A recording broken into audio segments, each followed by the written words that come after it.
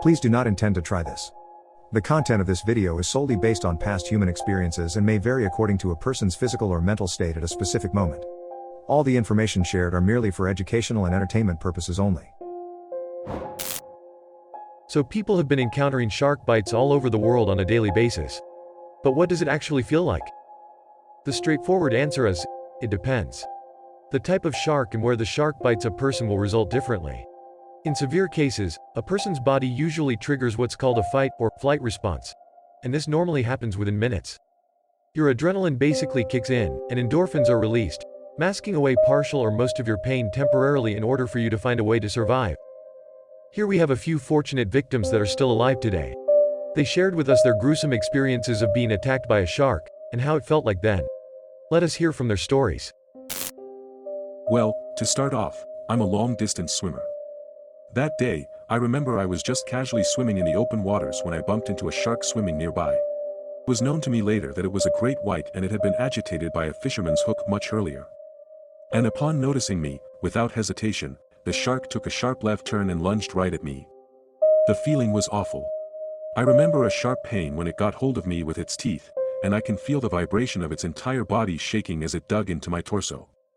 There was sort of like a burning sensation that is somewhat similar to a jellyfish sting that starts to penetrate deeper and deeper into my bones. It was devastating, and I felt like my life was about to end. Luckily, my survival instincts kicked in and I grabbed the shark on its nose and tried to pry him off. In all disbelief, the shark actually stopped and swam away. I was screaming loudly for help, and fortunately managed to attract the attention of fellow swimmers nearby. I was then helped back to the shore. It was an experience that I would never ever forget, even till today. My encounter is definitely one I wish I could forget, but I can't.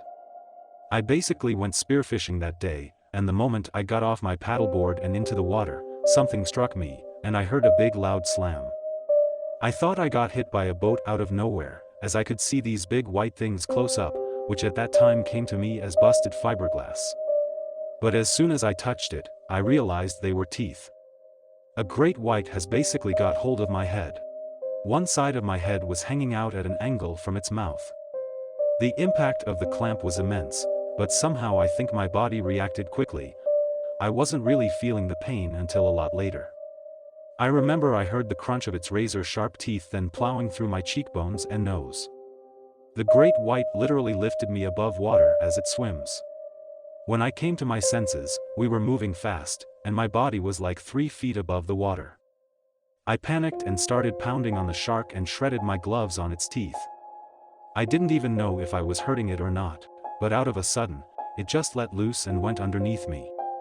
That was when I had a glance on its enormous figure. Its head alone was wider than my shoulder. I was bleeding a lot at the moment, and my head felt a bit woozy. Not even sure if it's from the blood loss or that 8 to 12 second struggle across that range of water I was dragged through. I quickly then mustered all the strength I had left and swam back to my paddleboard. At that point, I couldn't really feel anything from the top of my head to part of my butt, and my head was disformed badly. What they told me was that I also had a hole that was almost 2 inches wide at the back of my neck.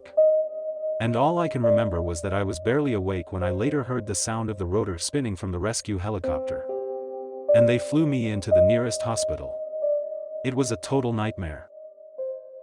Now you see, shark bites may cause extreme pain and torment to an average human body. But our body also tends to react towards these critical situations with a certain defense mechanism. Adrenaline basically kicks in telling our body how to reallocate resources, causing the release of endorphins, which are neurotransmitters that act as our body's natural painkillers, temporarily allowing one to feel less or no pain at all, therefore giving us a time window to react and make decisions. All in all, most common shark attacks will usually only result in the loss of limbs, and sharks basically aren't really fond of the taste of human flesh. So most deaths from shark bites are caused by drowning or extreme blood loss, as most humans will die once they lose more than 40% of the blood in their body. But there is still the post-traumatic stress disorder that people have to go through after surviving a shark attack, and it feels hella awful. So don't go swimming in shark-infested waters again, and also think twice before peeing in the sea, as sharks are attracted to urine. And if you see a shark, stay still. Keep staring at it and float away slowly while you can. Don't panic and cause splashes as it will attract them to you. Stay safe, my friends, and we'll see you next time.